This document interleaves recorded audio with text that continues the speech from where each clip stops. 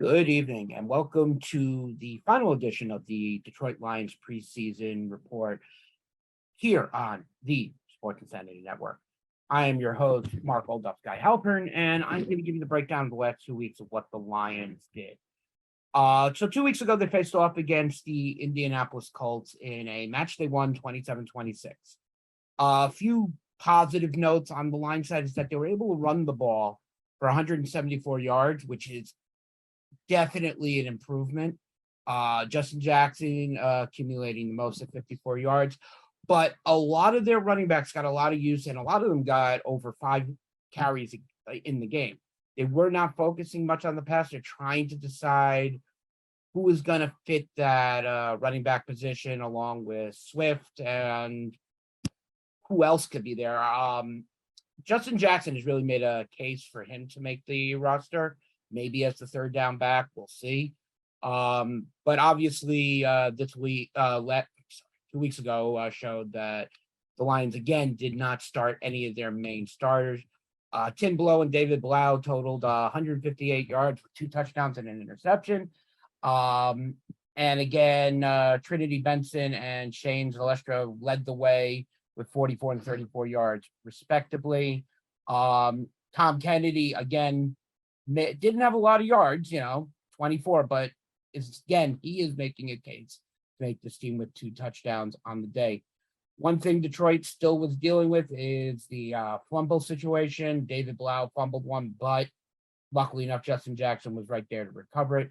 And that's like the third or fourth fumble from the snap position this year. And if that's all indications of what's going to happen, the Detroit Lions are going to have one very long season. Did amount 3 sacks on defense during this game. Indianapolis really didn't put up much of a fight. If you want to really break it down, Sam Ehlinger got the most work, 9 of 11, 136 with 2 touchdowns.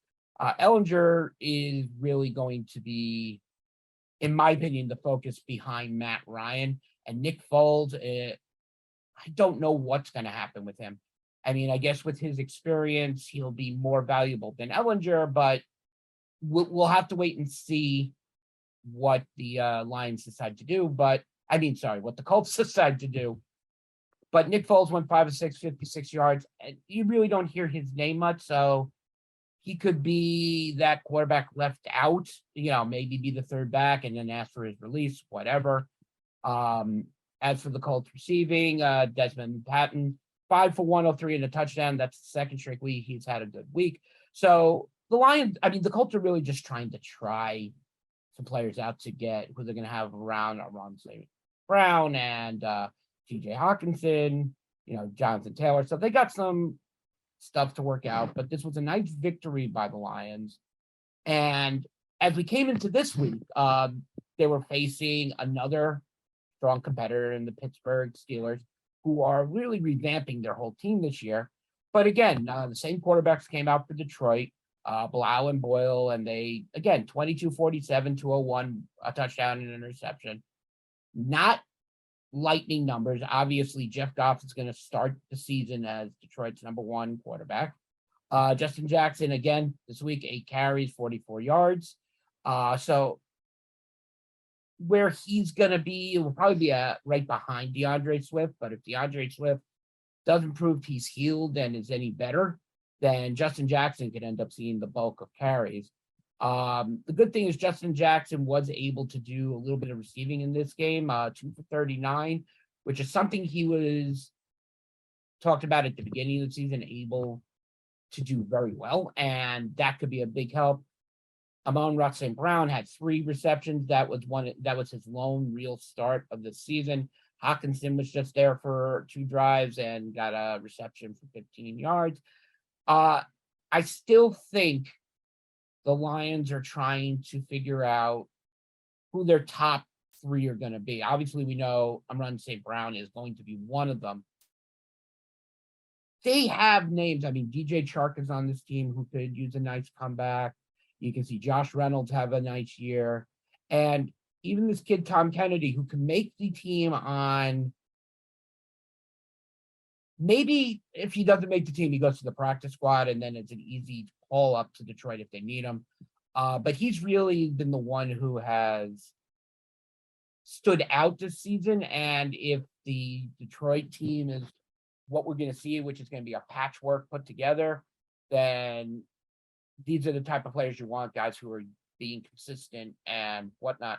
As for the defense, you play the Pittsburgh Steelers, you're going to have a challenging time.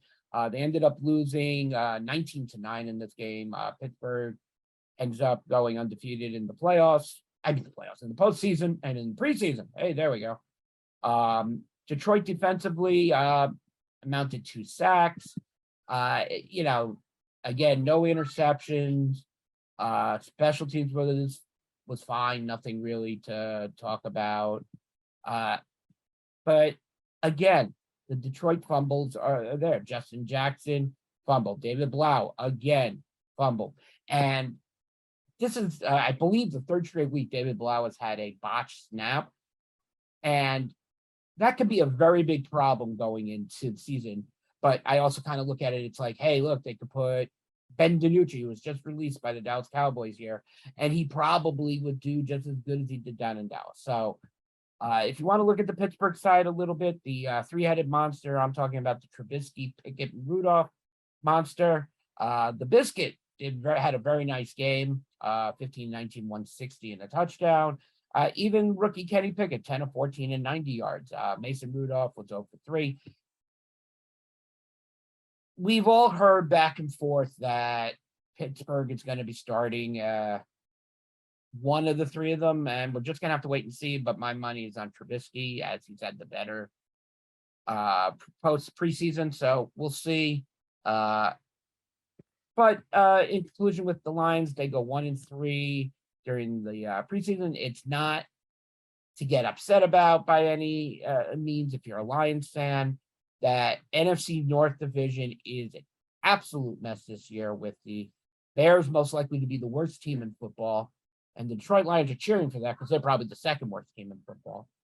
And you got the Minnesota Vikings and the Green Bay Packers. Obviously, Green Bay is the functional name in this NFC North division.